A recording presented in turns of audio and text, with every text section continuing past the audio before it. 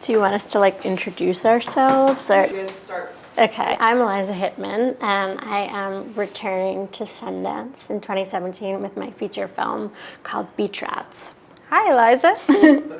I'm Gillian Robespierre, and I'm also returning to Sundance with my movie Landline. See you on the mountain. Yes. Sorry, I always do stupid shit.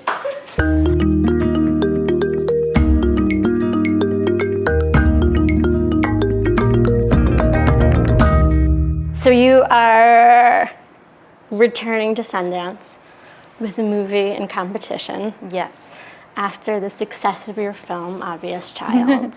3 years ago. 3 years ago. How does it feel? Are you excited?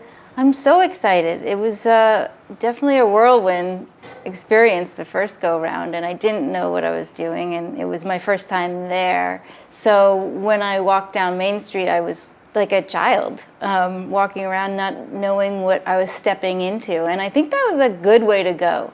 And then I was able to get an agent and sell my next project, and it really did change my life.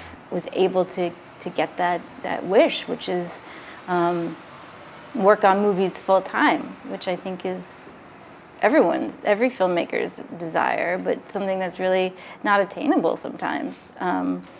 Struggled to make this movie in a way that luckily I didn't have to do with Landline. I did it full time, except we were struggling with a new battle, which is I was a new mom, just like you.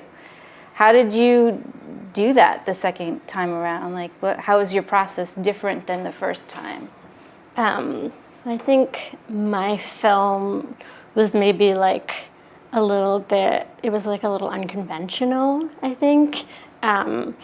So I didn't have like a bigger sort of distribution process, and I really kind of like worked on that more independently, sort of in the same spirit with which the film was made. I got sucked into academia, which is like a good and a bad thing because I like teaching. So I started adjuncting at like NYU and Columbia, and then I got a full-time professorship position. Well, it sounds like you did a lot in those 4 years. Yeah. Not just movie making, Not but just life making. Yeah. You grew a lung and a lot of other parts, which is very It's true. big. How did you sort of come up with the idea for Landline? What were the sort of seeds? It all starts sometimes for me with a lie.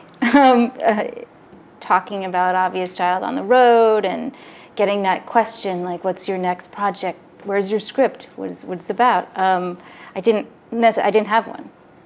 It took a long time to get Obvious Child made, from the short turning it into a feature, and it was a long road, and I didn't have an idea. And I just started to make one up on the fly in these meetings. Liz and I, my co-writer and producer, Liz Holm, and I would sit in these meetings, and they would ask us what the next project is, and we just started lying. We would go back to the hotel and continue talking about it. Both of our parents divorced when we were 16, that same bizarre year where you remember everything. It was very formative in our lives, and we had similar reactions to it, where we were brought together, where our parents became human beings and not just nags, and our siblings became friends. And then the story's also made up, so it's a combination of many, many elements. And I don't know how you or anyone writes alone, because it's such a isolating experience, and I would go maybe a little crazy. I want to hear everything about Beach Rat. They had like a full-time job and a baby coming, and I knew I wasn't going to leave the city, and I had another script that I wanted to make, but it involved leaving the city quite a bit. So I put it on hold, and I decided to kind of go back to where I shot It Felt Like Love. We were on some beaches like way out on the like edges of Brooklyn, which are like a little bit pretty and a little bit wild and sort of mysterious, but also like very trashy and trashed. And there's a lot of like crimes that happen along the water. And while we were shooting, we noticed that there was like a lot of cruising happening. like right out in the open. We noticed some like older men checking out the young boys in our cast. And that moment kind of like stuck with me. And I think I was like thinking a lot about like kind of making something like a little bit like a masculine, like kind of companion, I guess, to the other film. So I know you are from New York City, right? And I know you're from New York City. This is true. Where did you grow up? Peter Cooper, Stuyvesant Town on 23rd Street. Yes, where my grandmother lives. A lot of grandmas live there. Yes.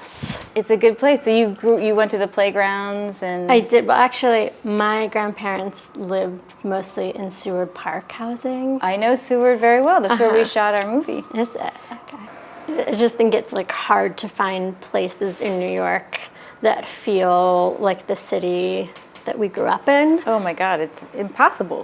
There's a 7-Eleven on 23rd Street now. You can Yes. get a Slurpee in New York City. That's not right.